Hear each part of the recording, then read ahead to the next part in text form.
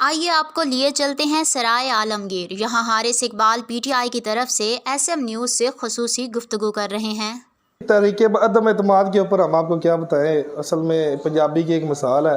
کہتے ہیں چور دی نانی نو پھڑو۔ تو عمران خان نے نا اب اصل میں چور کی نانی کو پکڑ لیا، چور کی نانی کو اس طرح پکڑ لیا کہ 3.5 سال تک، جب تک شہباز شریف نواز شریف تک بات تھی نا، تب تک ان کو اعتماد تھا عمران خان پہ۔ لیکن اب جب ان کے والد محترم امریکہ صاحب اور ان کے دادا جان انڈیا صاحب اور ان کے پردادا جان یورپ صاحب کے خلاف بات ہوئی ہے نا، تو ان کو عدم اعتماد یاد آ گئی ہے۔ اب کیونکہ ان کی نانی پکڑائی آ گئی ہے، اب یہ صرف اپنی نانی کی جنگ لڑ رہے ہیں، ان کا اپنا تو کوئی بھی اس میں لینا دینا ہی نہیں ہے۔ اب ان بیچاروں کو ہم کیا بولیں، یہ سارے بھاڑے کے کرائے کے مجاہد ہیں،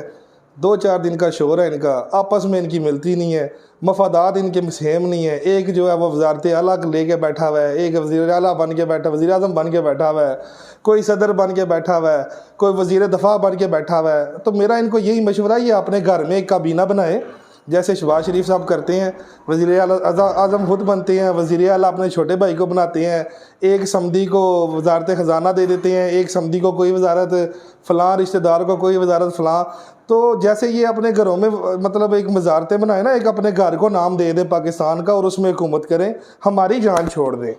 ہمارے ان سے یہی ہے، عمران خان چور ہے، ڈاکو ہے، مہنگائی کر رہا ہے، کرپشن کر رہا ہے، جو بھی کر رہا ہے وہ اسے کرنے دیں، ہماری جان چھوڑ دیں آپ لوگ۔ آپ نے بھی ہمیں 70 سال میں بڑا کچھ دیا ہے، وہ مہربانی کریں، اپنا یہ 3 ڈبہ چکے ادھر سے اور نکل جائیں۔